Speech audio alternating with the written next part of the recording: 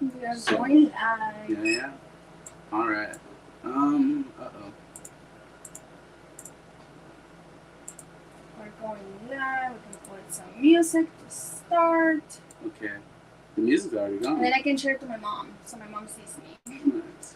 That's the goal.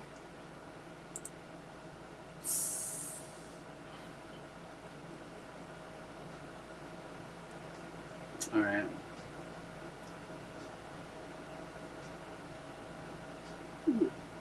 You ready? Mm-hmm. Play some music. The music's already going. Oh, you wanna play it loud? Got you. I can only play it so loud before it doubles and it echoes. That's kind of the issue. So like, just trust it. I'll let you know. Like as soon as I press ready, you ready? Yeah. You want to know what's on? Can you hear that? It's light. You can hear that now. You can hear it on the radio, but I don't know if you can hear it on the live. Oh, you can hear it on the live. Oh, I don't know about this live. Check.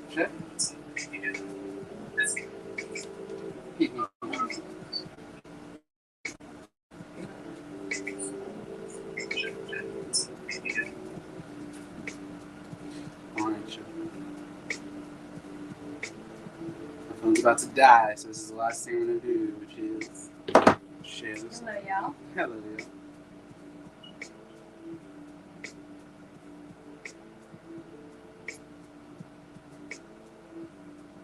I'm sharing to my mom. Mom, watch my stuff, please.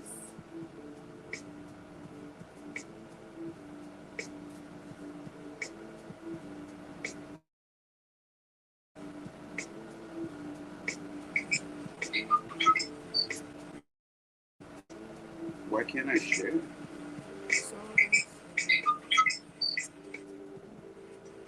Why can't I share?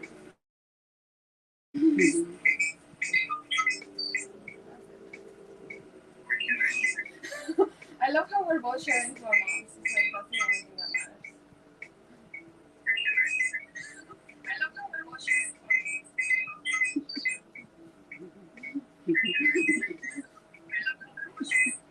Yeah, Alright.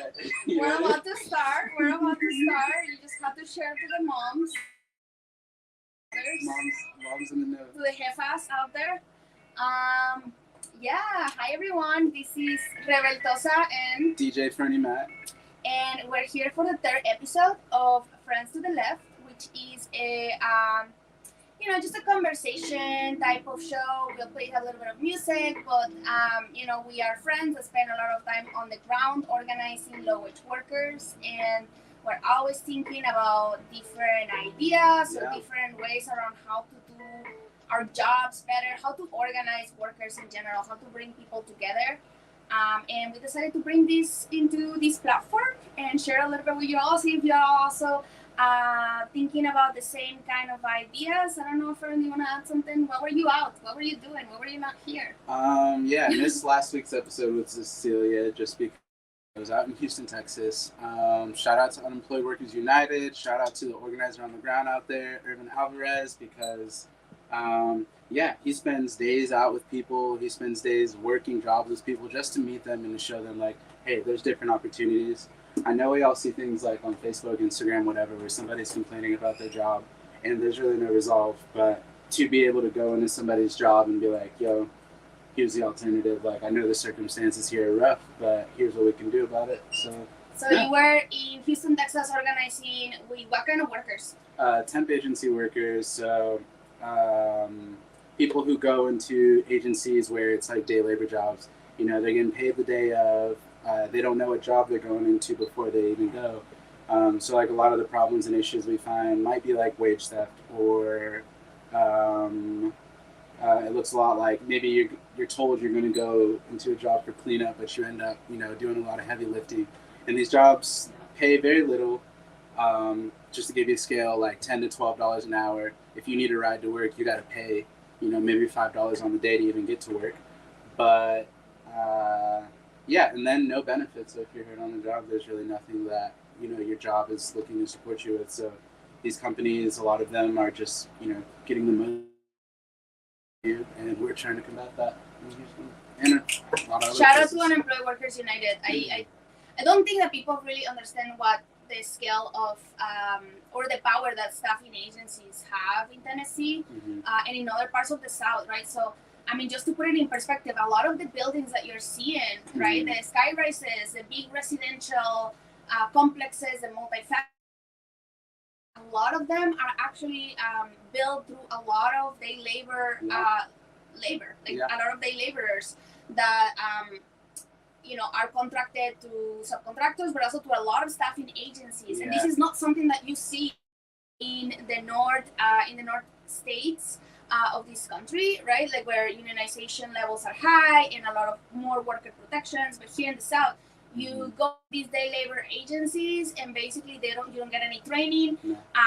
The company's paying the staffing agency, like let's say $25 an hour per worker, but the worker's only getting like $15 an hour for the job. That's a good wage. Like I say good, not actually good, but that's just not common is what I'm saying. It's not cheap. It's like it's not cheap for the company. But why do they do it? It's because you only have, if you're a day laborer, you have a safe job for one day.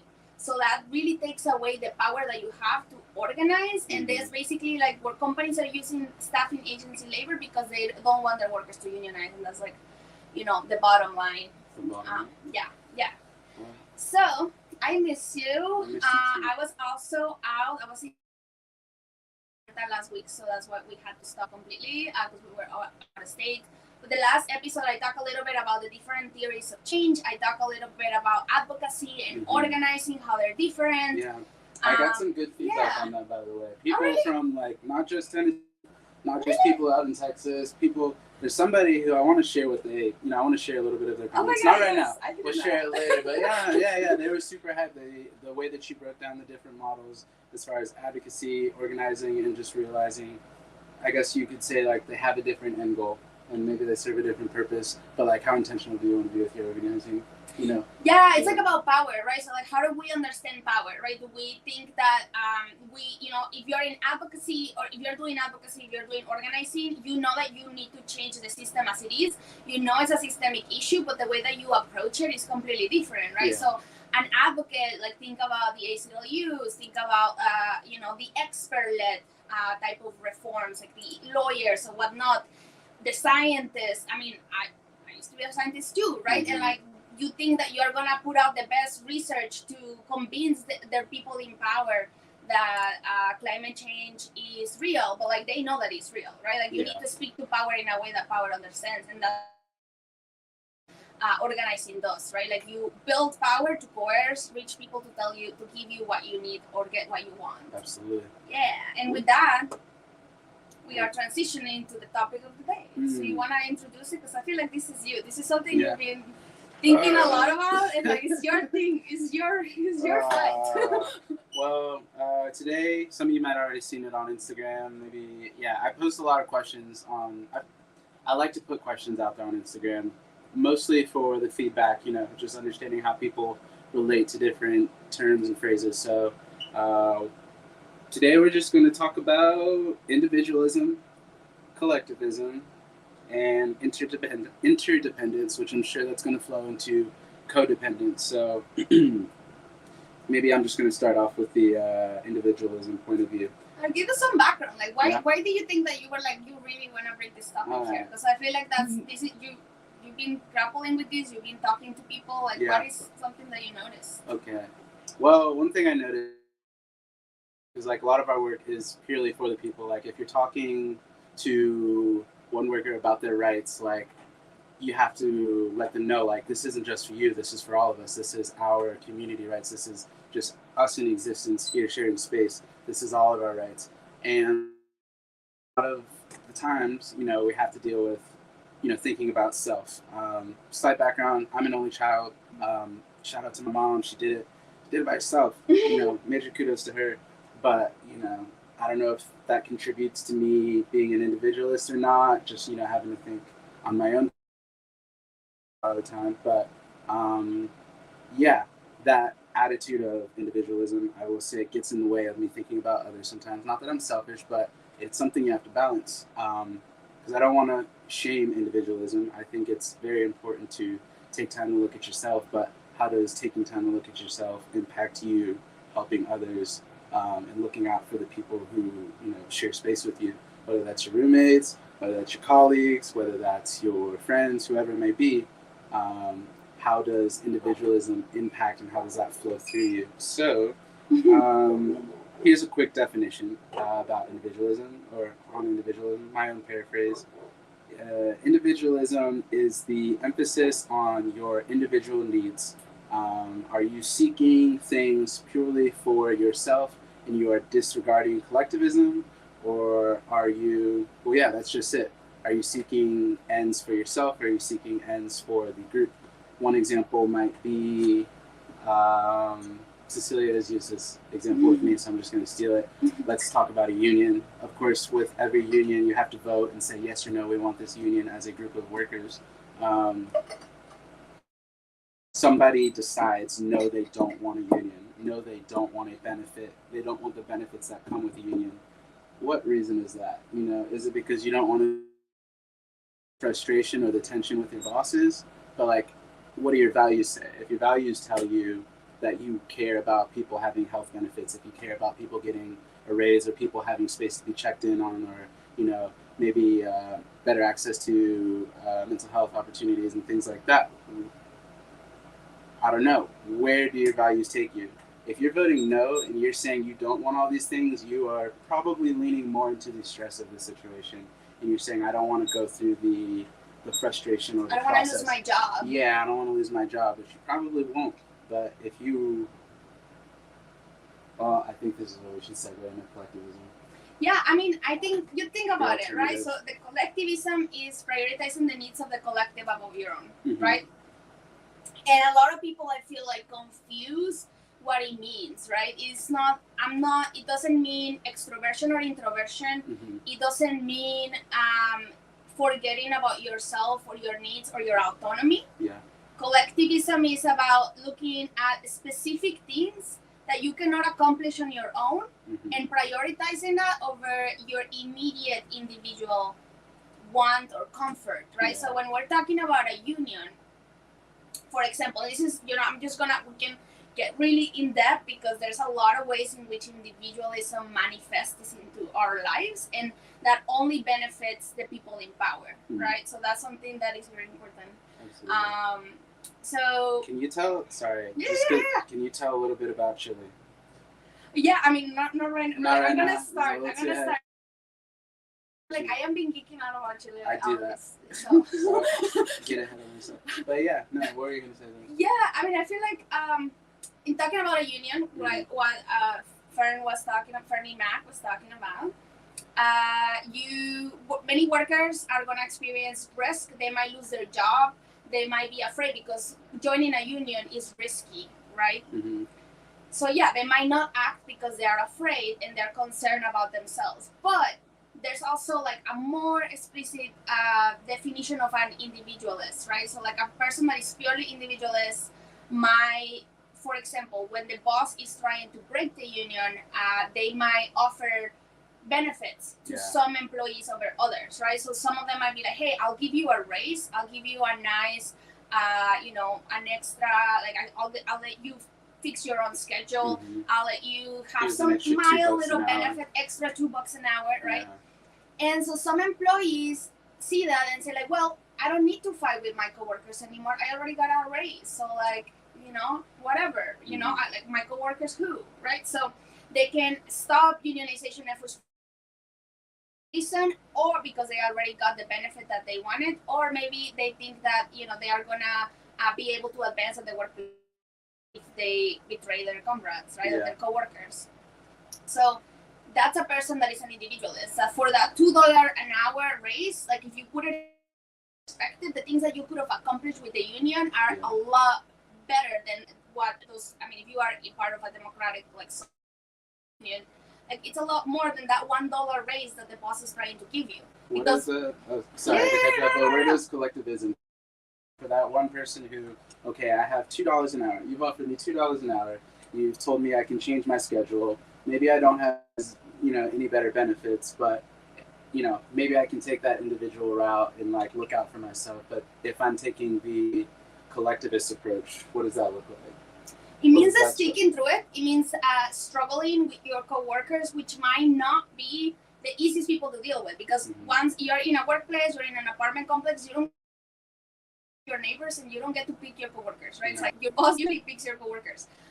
And so that's the people that you have to, and you're gonna have to learn ways of being in the space with each other, making decisions with each other, and understanding. Like, for example, in an organization, you don't just get to do what you want. You have accountability structures. You become accountable to your coworkers, and that means that sometimes that you are not gonna get your way. The collective is gonna get their way, and you're probably gonna do things that are gonna sacrifice your immediate comfort. Yeah. A lot of union meetings, like in order to have a successful unionization drive and also reach a contract, you're gonna have to do a lot of meetings. You're gonna have to do a lot of conversations, put a lot of time and effort, and it's just, it is gonna take effort and hard work, and you might not like that. It's never gonna be convenient as a collectivist looking out for a mass of people, but the benefit is, if you all do decide to stick together and you do consider the collective in your actions in your workplace, what's going to happen? Probably dismantling part of the system that is keeping so many people oppressed. We talked about different temp workers earlier, and we're looking at a big mass of people who are just going through it, have what would we say, poor labor standards, poor labor practices, going through that. But that collectivism is a part of taking away that power, right? I mean, like, what do you think at all, though? Like, what do you think you fit? Like, what do you think you struggle with in terms of grappling to these concepts, or like unlearning some of the behaviors? This is, you're like the only person who really entertains this conversation. Everybody pushes for collectivism, and then there's a lot of people who push for collectivism. There's a lot of people who want to, keep affirming individualism and like looking after yourself. And I know we talked about the organizing. There is a part of individualism that is, self-care and looking after yourself. But I think that's probably the struggle. Earlier this week, we were saying there's like this loop of self-help. And that's like that other aspect of individualism where, maybe you've been depressed, or maybe sad, or maybe you've been struggling, and a lot of these things probably not making money, and you're just anxious, and you're like, how am I going to take care of my kids, how am I going to pay rent, all the things, all these stressors around us. But the individualist in me says, I can go get this somewhere else. I can keep fighting in Nashville, but I could definitely go somewhere else and just take care of myself. I could go be a teacher wherever I want to around the world, and that's going to provide for my needs. But at the end of the day, I also have some values that say, if I see somebody on the side of the road and their car is broken down, I mean, it might be best for me and everybody else who's sitting in traffic to get out of our car and help them push their car out the road and help as much as we can. So I think that struggle is there, like fighting with the convenience and those immediate needs. I think we all understand what instant gratification is, where, I want this satisfaction right now, but sometimes that satisfaction doesn't have any long-term, it's not long-term satisfaction. No, I mean, long-term, and that's another big point though, right? And there is these two approaches of whether like we create changes for yourself and things are gonna get better, where in fact, I mean, I could go on for way more time than we have, but I mean, part of the fact that we're all depressed, I believe, this is my own theory, is that we are all like, individualism takes us away from our natural state, which is cooperation and collectivism. We are social creatures. We are basically just animals that have language. And, you have an animal that is, raised in captivity. You cannot release them into the wild because they didn't learn the skills they need to survive. And who do they learn those skills? They learn them from their peers, right? From the reason that we might feel somewhat superior to animals is because we have language and allows us to collect the knowledge of not just our direct peers, but like of generations before, right? So that is a unique trait, evolutionary trait that we have. But we're still animals, and we still need people to be able to survive. And I just think that when we look into this individualist lifestyle, or like idea or framework that was imposed to us by colonialism, by capitalism, by the patriarchal state, in which it tells us that we need to be self-sufficient and self-reliant, and we have to have a traditional family unit to be able to be have any political power, to be able to own land, to have our own house, to have cars, to consume. And then we don't get to those points, and we see everything around us like, the house is on fire. Yeah. Right? Like we have COVID, we are having all these new different kinds of viruses and illnesses that are coming up, and that they were kind of always there, but they were not affecting the people that the capitalist system value the most, right? Like monkeypox has been endemic in different part of the world, but it hasn't been on the West, and it's just until right now that we're finally prioritizing vaccines, because we put prices on human life. Anyways, so everything is chaotic, and we're sad, and we're depressed, and there's no reason why we're depressed, right? Like there's no amount of self-help books that are gonna change the main causes that we're depressed about, which is like, look everywhere around you. It's a loop. It's self-help loop. And not to, again, or let me just make this clear, we are not condemning, shaming, or downing anyone who is taking the effort to invest in themselves. But the emphasis here is, at what point do you reach that mark? At what point have you helped yourself? At what point have you lifted yourself up enough to also take on the challenge, responsibility of also choosing to struggle and fight with others? We carry all this knowledge in our heads, and if we don't share it, and we just hoard it, I will argue that also to improve yourself, or to get the things that to feel complete. As I said, we are social creatures. We need to be in cooperation with each other too, and we need to achieve the kinds of things that we truly want, right? Like the things that we really freaking want. I've talked to friends that say I want my mom to be okay. She is older, she doesn't have a pension, and now I feel responsible for supporting or making sure that she's okay, and I wish she was okay.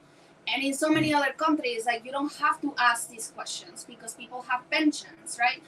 I know that for me it is, I have this dread, and one of the things that put me into this work and keep me going is knowing that I have many family members who are passing out prematurely because of environmental racism and the stress that blue collar jobs have put into their bodies, that you can show it, and that is something that doesn't have to be a reality, right? But those kinds of things that I want my uncles, my mom, my aunts to be healthy.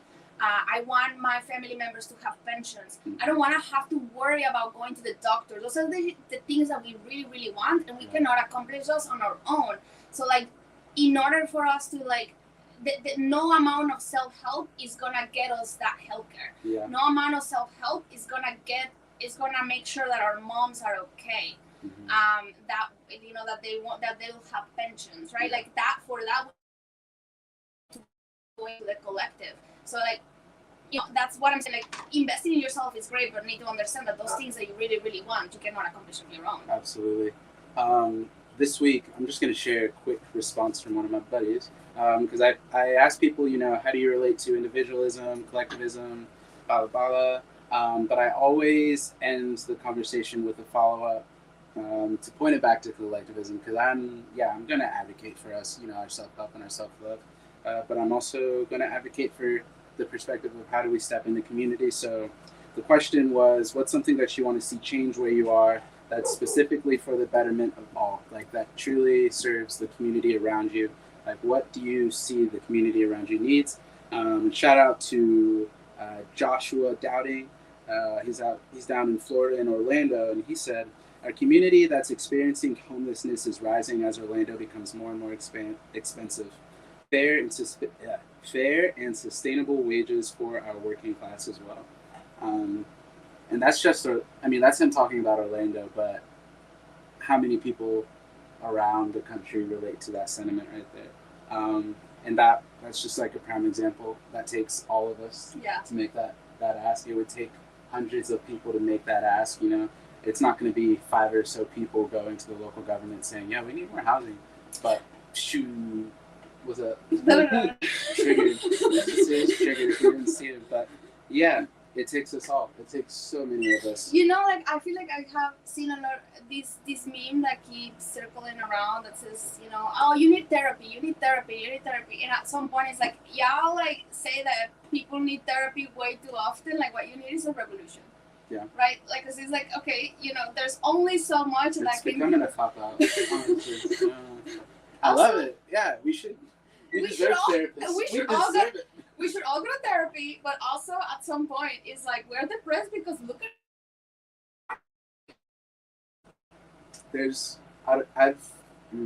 I'm just gonna bring this up and then I'm gonna leave it. I don't have like a real full thought on this, but I wonder, because we talk about seasonal depression and things like that, but I wonder how many people get stressed routinely towards the end of their paycheck. And if you could, not that you need to go around psychoanalyzing your friends, but if you check in on your friends before payday, it's not so much that it's just like the pay, but that on top of everything else that is standardly happening, the weight is multiplied. So, yeah, I don't know. I'm just going to sit with that. But, before we get going on to the next bit, I think we should play a song. Yeah, and can you play it on the speakers? Absolutely. Choose one of these two here. When the Revolution Comes. There we go. When the Revolution Comes by The Last Poets. This is DJ Fernie Mac and Rebeltosa on WDYO Radio Dignidad 104.1 in Nashville, Tennessee. Please share. When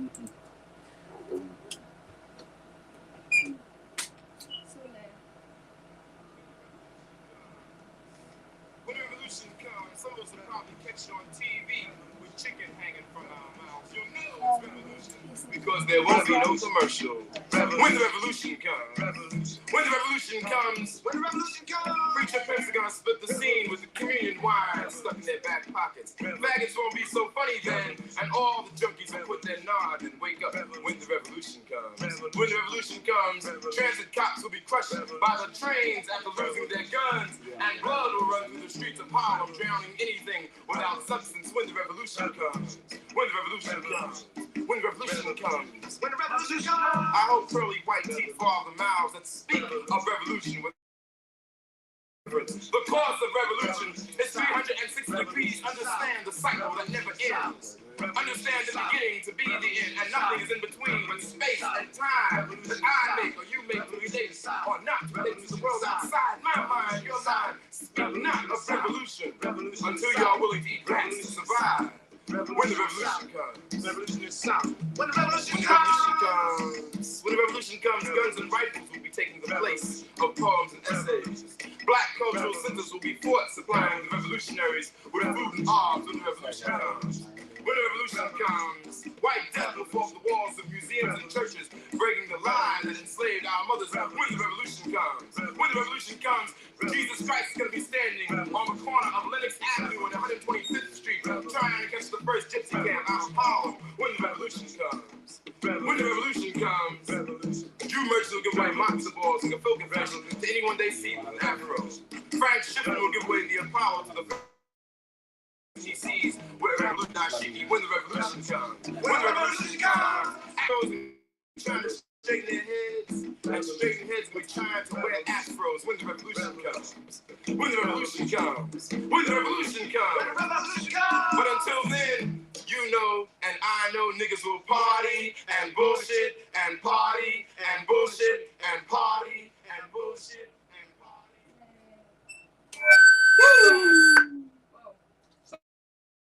Okay. We're good. We are good. Yeah, we're good. My bad, Joe. Anyways, we're back. on Radio Dignidad. This is Rebeltosa, aka Cecilia, aka Santa, with DJ Fernie Mac, aka Anthony, aka Fern, aka your boy. Yeah, so we've been talking a little bit. This is Friends to the Left, third episode, and we've been talking a little bit about individualism, collectivism, and some of the misconceptions that they are, and also, you know, not trying to, as we said, shame anybody in terms of like bettering ourselves, but sometimes the things that are bringing us down that maybe we're not acknowledging, or maybe we are, but like some of those things that we are that are actually bringing us down is the system as it is, and that those kinds of things we're never going to be able to change by ourselves. Those are those things that we really, really want, that will make us feel the most fulfilled and our best selves, are not things that we can accomplish on our own. Yeah. So with that being said, I do remember that, you know, one of your stories you were sharing, you were trying to see like, hey, the people I know, what do you think about codependency or interdependence? And it doesn't seem that people fully got the difference. Do you want to talk a little bit about that? Yeah. So one, I don't know if it's like a misconception, or there's a lot of confusion around interdependence. And even for me personally, like, it wasn't until that conversation that I like really dug in and thought about how I viewed interdependence.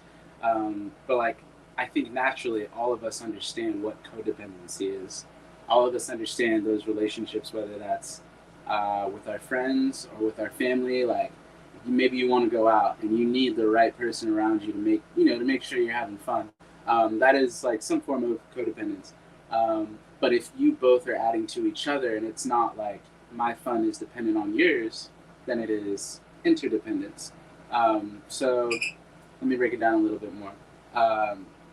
We've got codependence where maybe, a child, it's fair. A child is codependent to their parent, They're fully dependent on their parents to survive because they'll not be working. So who's going to, take care of them?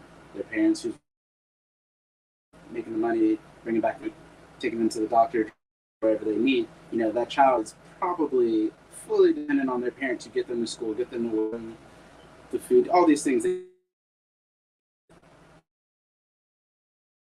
As we look in, let me go back into codependence a little bit more. For a child to be codependent or dependent on their parent, totally fair. But it gets, what's that? As it gets to be a little bit, or I guess the unhealthy aspects of it. Let's just say Cecilia and I,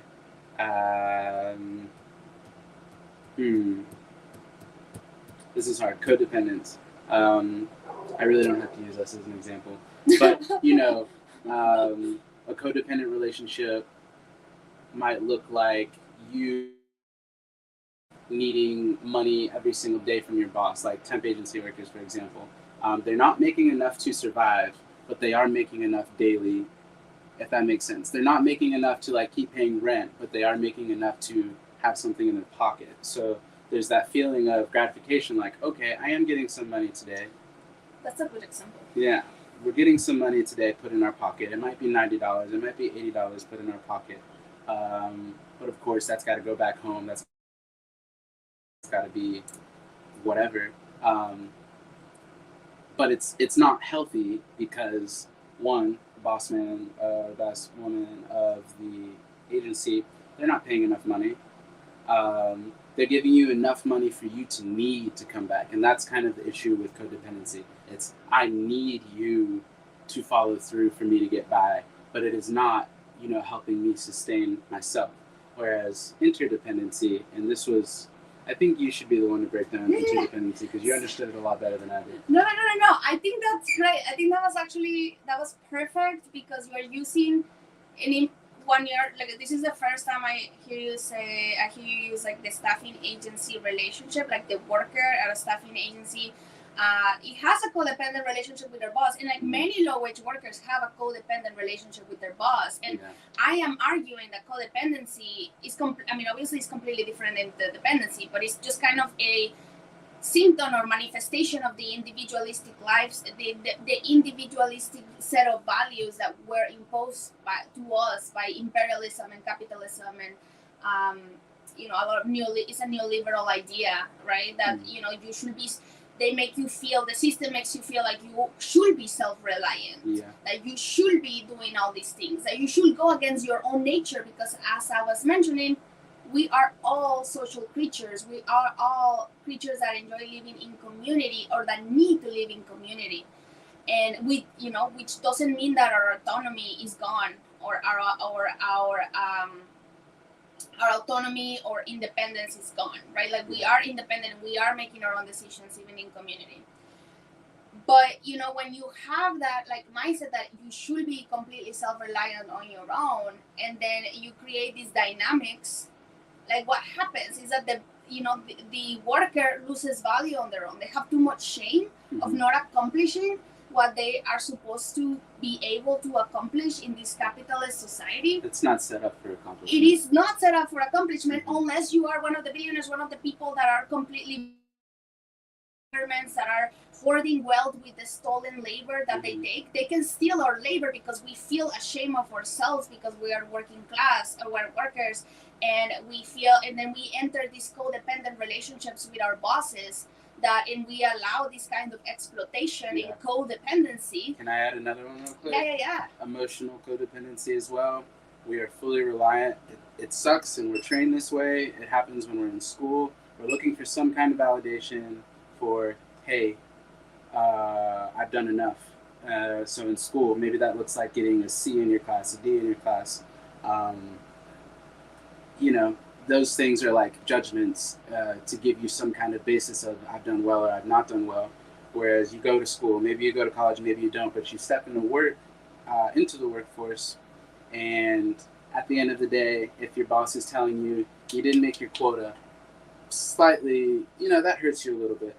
Maybe your boss, gives you $90 because you didn't make your quota.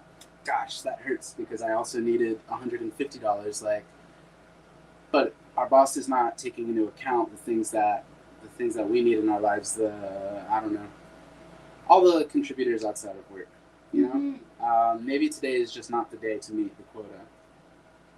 But there's no standard of, hey, you're going to be taken care of because it's built into this capitalist structure of I'm going to get mine before you get yours. Absolutely. Yeah, absolutely. And it just favors, think about who it favors this idea, right? Because the boss definitely wants you to go by yourself. Yeah. The boss, the people in power, they want us to fight them through the courts by ourselves. Yeah. They want us to fight them through arguments and debate, and because they know it's ineffective. It's never going to take into account that they have all this money and resources that they stole through colonization or through stolen labor. Yeah. And so they just want us to see it that way. I think that codependency is power-based, Yeah, absolutely. And you introduced me to this character because I didn't grow up in the United States, so I never saw the movie Into the Wild. I know probably many people in Mexico have watched it, but I don't know. You want to speak a little bit about that? I love the example too. Yeah. So there's this movie. It is called Into the Wild. There's a movie and there's a book. I read the book. I watched the movie at 15, 16 years old. If you're listening in the first episode, I love to travel. I like to see new places, and I will say this movie was one of those ones. At some point, I understood the romanticization of it. It's one of those movies that are beloved here in America, at least I think around the world. But it shows this young character, Christopher McDaniels, or Alexander Supertramp. I don't know if you might know him as that, but it shows him basically detaching from society. He had these rich parents. He went to some really great school, and it starts with him finishing college, and he says goodbye to his family, and he takes his car, burns his debit card, his ID, his social security, burns all of his money, and he decides, I'm just going to live on the road for a while. And you kind of admire it for a moment. And it's that's rich kid problems to be I have the mental capacity to burn money and get rid of all the things that are so essential to so many others. ugh. But as a kid, you're just like, there's some rebellion right here, you know? This is post food fight, you know, Fern here, like, really interested in this.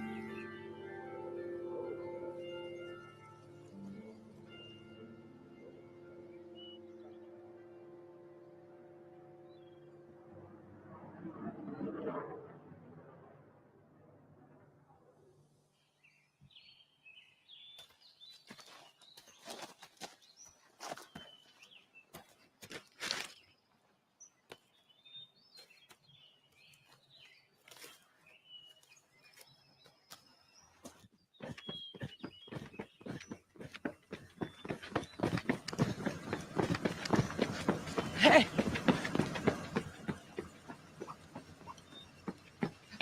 Hey, man. Hey. Step around. oh, okay, Jump in. Just barely saw you there underneath that crazy hat of yours. This door's a little tricky. There you go. Hop in. That's Rainey. Hi, Rainey. Yeah, I'm ready. I'm Jan. Hi, I'm Alex. Alex in the hat, huh? Yeah, no Yeah. shit, man. So you're a leather now. I'm a leather? Yeah, leather tramp. That's what they call the ones that hoof it, you know, on foot. Technically, we're rubber tramps. Because we have a vehicle. You don't know. Come on, please. Yeah, Alex could have a vehicle as well, but he decided to burn all of his money. And why did you do that? I don't need money. Makes people cautious. Come on, Alex, got to be a little cautious. I mean, that book of yours is cool and everything, but you can't depend entirely on leaves and berries. I don't know if you want to depend on much more than that. Where are your mom and dad? Living their lives somewhere. You look like a loved kid. Be fair. Fair? You know what I mean. I'll paraphrase Thoreau here. Rather than love, than money, than faith, than fame, than fairness, give me truth.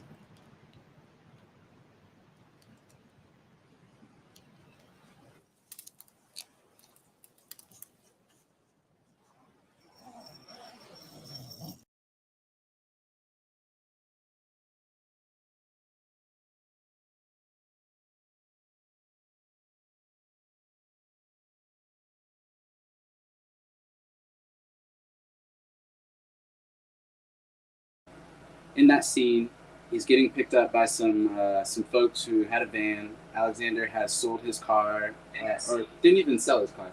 He left his car in the desert, burnt his debit card, burnt his cash, burnt things. And one of the people in the van who picked him up asked him, like, why don't you have a car? And then somebody chimes in and says, well, he could have had a car if he didn't burn all of his money, you know, and just like this arrogance, you know, just exposing his arrogance, but really calling him in and saying, like, yo, like, you've got family somewhere, right? You've got some people who care about you. Like, you look like you were loved. But Alexander goes on to say, like, I don't want to depend on people. And let's be fair, or let's be honest. I mean, that's what we're required if we really want to see change. It is so hard and it is vulnerable. I fully believe in like this whole self-help, this whole personal investment, because we need to be at the place where people can depend on us, right? I need Cecilia to show up. Cecilia needs me to show up, not just for this show, but we need each other. We have to trust each other to go into the different corners and pockets of this city and organize workers, so that way when the day comes and we're like, let's do a mass meeting, let's get all these people in the same place, they're going to be ready. That is trust. But you know, with capitalism and all these things, like, I don't know if this goes into a scarcity mindset, but this definitely inhibits our ability to trust others. Absolutely. When money and other investments aren't involved, because that is a very easy investment to see. But to be able to see someone and say, hey, I know you're going through it, or hey, I need help bringing attention to this thing, like, it is so much to trust. So this individualist and didn't want to trust the world around him, didn't want to trust his parents, ends up trusting these random strangers who are trying to call him in. And he probably just thought he had a ride for the moment, but he had somebody who was looking to love on him and say, like, yo, you're so... Yep. Yeah. We didn't show this part of the movie, but they end up being like his on-the-road parents, and they show him a lot of love, and they let him know, like, yo, you've got a lot of strength and power, like, you need to look at yourself a little bit differently. I mean, it's also like where I think, I mean, I never watched the movie, but I was like reading a little bit about the person or the character. He's also a rich person, like a rich man that, like, you know, has grown up into these individualist ideas, right? And has came to some like valid conclusions about the world, like money is not real, like, of course. But then you are, first of all, also burning money annoys me, because yes, it is not real. Money is not real. It's only because we're validating its existence. But also, at this moment right now, you could have donated the money. You could have done something else with the money, right? But you just choose to like burn it, to like, you know, find like find comfort on the fact that you think you're right. And one thing that I'm always saying is like, it's not enough right? Like, what are you doing to change the situation? What do you do besides anything outside of you, right? So he ends up dying, poisoned by plants that he ate in Alaska, right? And one thing that also I think about is the fact it does seem to have resonated with a lot of people, and a lot of people started to like look up to him and idolize and glamorize the lifestyle of like, I'm just gonna do this, I'm just gonna look after myself, I should be self-reliant, I'm just gonna take this van and go to Alaska and be right and cool. And it's so hard because I want a van. But I also, back on that struggle of you want the van, and okay, I know you haven't seen the movie. I will say it's worth like that. You know, I remember us as kids talking about him having like a sign of privilege. Of course, we all knew like I could do something with that money. But you know, as we get older, a little bit wiser, we're like, yo, that's acting out of like some rich kid angst. Not to shame the rich kid, but like, let's shame the actions that are like out of privilege, and let's acknowledge, you know, our place in the world. But he had a very deep analysis of what was wrong with the world, the society. He was very angry, and he put a lot of that anger towards people. But you see towards the end of the movie, like, these people challenging his perspective, people who had lived on the road like him. And you had some examples of people who went and did it alone. You had some examples of people who did it in community. So he got all these examples, and by the end of the film, he was ready to get back into society. He was looking at what to do next. But at this point, like Cecilia mentioned earlier, he ate the wrong cherries out in the forest in Alaska, and he died. And all that analysis, all that experience didn't go anywhere. Exactly. This might sound a little preachy, but if you're going to spend time learning as much as you want and doing all this, if you're on that self-help loop and constantly challenging yourself to grow and to learn, you know, I don't know. I'm just going to say, choose to put that back into the world. Choose to add that to the collective, because we have to be resourceful amongst each other. Absolutely. think like that is one area in which I think the it's a perfect example of individual. Then when we're looking at all, there's so many ways in which that might also show up. So let's say we completely agree with the theories. We completely agree with the fact that we need to be here for the collective and not the individual. But some of also showing up in our movement might also be the way that we perceive systemic issues. So we agree that, for example, it's a systemic issue, but we often make broad generalizations about like our single individual experience or dealing with systemic issues. For example, I am always being asked to be in a panel to talk about the immigrant experience, and like I just like try to process that for a second and be like, yo, the discrimination against immigrants or xenophobia, like that is something that is a systemic issue, and it encompasses. My experience is a drop in the ocean, right? So I should never make those kind of broad generalizations, and yet we do that every single time in the way that we see problems. And I think that's probably a conversation for next time. Yeah. But I mean, I'm just saying there's so many different ways in which we have to unlearn, even when we agree with everything that we're saying right now.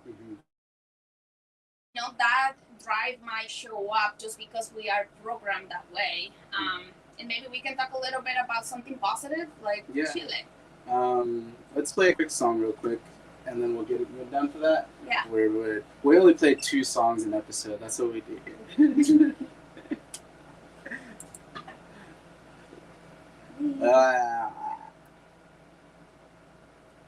Oh, I see. It's not just my mom, but my aunt are watching. It's so cute.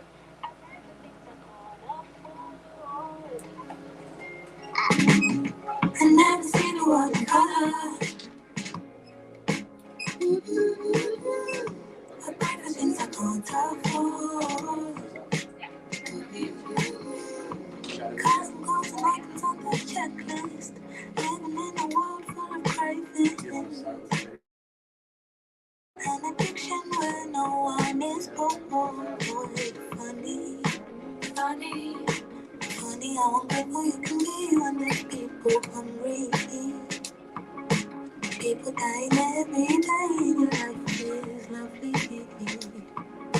A borderline of searching for a life to be filled with money. If only, I've never seen a world in color.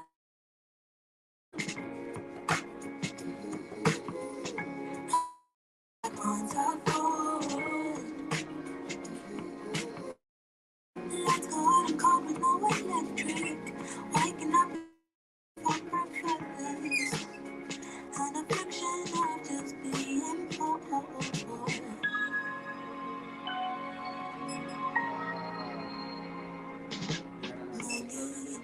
Money is funny how ungrateful you can be when there's people hungry. People dying every day and your life is lovely. A borderline obsession for a life to be filled with money. If only, I never seen no one color. I think the things I can't afford. I never seen no one color. I think the things I can't afford. Head down till you feel fine. You're in the meantime. All right. Yo, that was Rachel Chinoriri with her song If Only. Beautiful song. She talks about I want to see the world in color, but also talks about, the complexity of, hey, money impacts the way we see the world. I wish I had the material conditions to feel and experience the world in this way. I pay for things I can't afford. Money makes us all sick, right? Yeah. This is Rebeltosa, and she's gonna. What do you got to tell us? I mean, I just wanted to close out into like a perfect example of the kinds of things that we can get to if we actually, I'm not saying stop improving yourself, but like, start putting a little bit of energy I feel like we're being collective really nice action. about that. Well, no, like just like We want people. We gotta call people in. We gotta be more involved. drop that self-help book, right? Mhm. Like drop it off. I mean, like, you know, Let your friend borrow it. keep going to therapy, but also start organizing and start looking at other people. Start understanding that in order to get the really, really good things that we want, we need to actually start dealing with folks that we might not see completely eye to eye with, but you know, they have the same interest as us. They also want to tear down the system, and you know, we just have to learn ways to cope with each other and learn real democracy, take responsibility, just like the folks in Chile. And I am like so excited. I was in labor notes. We were in labor notes, and I got to. I went to. I think you were also in the same. In the same panel. I showed up late. To say it was like, there's one that's really good, and I'm trying to find one to go to, and I just showed up, and what happened? I mean, you know, I just love to see. I went to this one panel called Starbucks? No, it was like Workers of the World Unite in labor notes, and comrade Israel Cervantes from Mexico, the first independent union at the General Motors plant in Mexico, was there. So I went to see a homie, but I didn't expect to also see the folks from Starbucks Union in Chile, and got to learn a little bit more. I have heard some bits of pieces of the movement in Chile. I don't know if y'all remember in 2019, the whole country went on the streets. And I remember just seeing everybody saying like, "Whoa, like Chile is so ready," you know. And like in America, we often assume, in the United States, we often assume that the people are just ready. The people in Chile, in South America, that just build differently, and then they just go out in the streets and the whole country goes. But that's not true, right? So let me give you a little bit of story, like a bit of history of what happened in Chile. So this. Chile elected President Allende democratically, who was a socialist, you know, a Marxist, and you know, he was for the people elected him. The United States is like, oh hell no, what's up with Chile? What's going on over there? They fund the very violent coup that ended up imposing a right-wing dictator into their country, Pinochet, who later was, you know, a president for 14 years or so. And Pinochet, this right-wing dictator imposed by the U.S., he changed the constitution and implemented his own constitution. And basically, some of the folks from the School of Chicago, which is like the boys that brought you neoliberalism, or, you know, like the free market ideology, individualism, we should all, like, you know, pull ourselves by our bootstraps type of thing. Chile a laboratory experiment for neoliberalism. And so, you know, multinational corporations like Starbucks, like McDonald's, like Burger King started flocking to the region and started, you know, exploiting workers, primarily women, like, you know, just the folks that often also here are most exploited, right? And so, you know, college became not public anymore. You know, people started going into debt, into student debt as well. And back in 2009-ish, when right after the depression here, the 2008 depression in the United States, the folks at Starbucks were already having some conversations, right? Like some young workers were having conversations, and they read a piece written by, or like a quote by Schultz, the former, like the CEO, like founder of Starbucks, where he said that he would rather see the families on the streets rather than losing his wealth. And they were like, oh, shoot, like we need to start organizing because this guy does not care about us. And if we don't put a stop, we are all gonna, like, we're gonna regret it. So basically, folks started organizing in 2009. They formed the Starbucks National Union in Chile. When was this again? That's 2009. Cool. They started organizing, and by 2011, the Starbucks, the National Starbucks Union in Chile had representation in 100% of the locals. Weird. So that's a lot. Yeah. No big deal. Low key. In every single Starbucks in the country, In some Chile. Indian representation. Yeah. Yeah. Huge. So that's huge, right? Like no big deal. And so then they started supporting the folks at McDonald's and at Burger King to form their own national unions, right? Because they saw it like McDonald's and Burger King and Starbucks, they were all just symbols of neoliberalism, these multinational corporations that were coming and basically colonizing their country. So that's and then by that time they started building alliances because many of them were young people that were students, and they had student debt. So they started building alliances with. They were like, "Yo, homie, like that liberal like arts degree that you're having, you're gonna be me." And Do you see? Do you see? I'm in right now. I know. It's like, let's get this going. So the students join. You have like these students, and that was revived. The old more establishment left in Chile. They were not down with that. They were not down with the revolution. They betrayed the current people. But like the new labor movement that Chile started, and then the student movement was like all young, like from the bottom up. They were like ready to go. And by 2019, they have built the infrastructure. Like the people were awake. They were active. They were ready, and they took on the streets. And right now, they are in the process of like crafting and introducing and proposing a constitution to replace the dictator's constitution. And this constitution is being developed by feminist groups, indigenous groups, and environmental justice groups, right? So slow down real quick. Just like hit on that, because you're talking about this right-wing constitution. This is like all these laws, all these things that have been set in place for so long, and people are very pessimistic. They think that we have no say.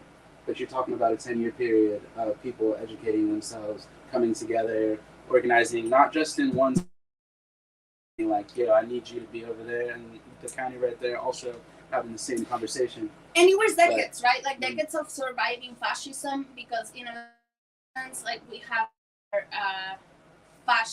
we've dealt with fascism for longer, right? Mm-hmm. So the people of Chile were just so, like, they were angry and putting up with it, but they started like kind of revitalizing that spark, reigniting that spark. Yeah.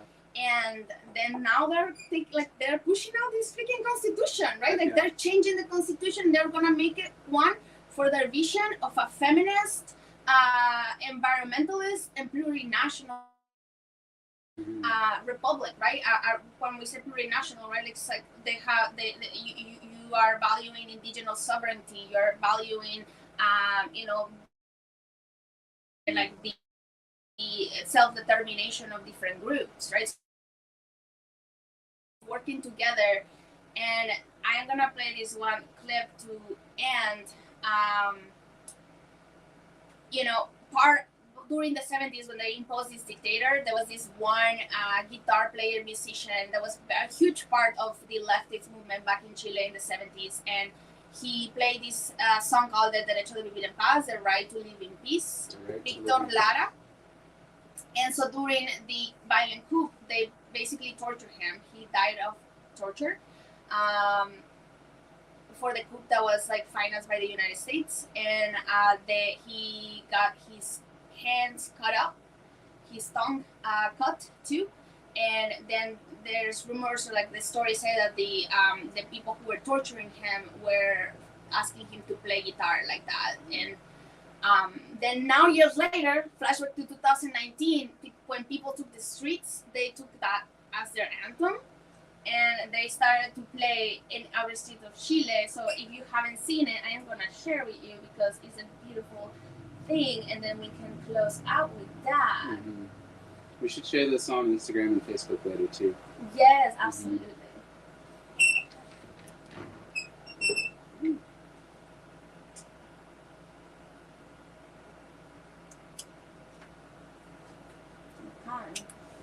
Here it goes. Here it goes.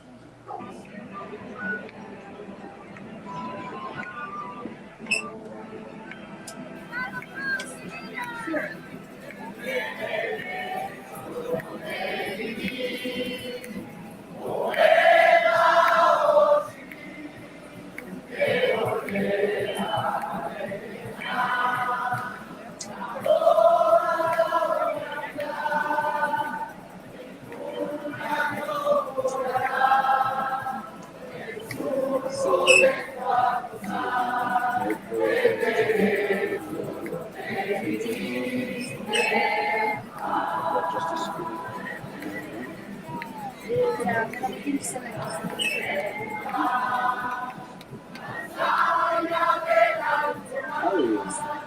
I'm about to. This is cool.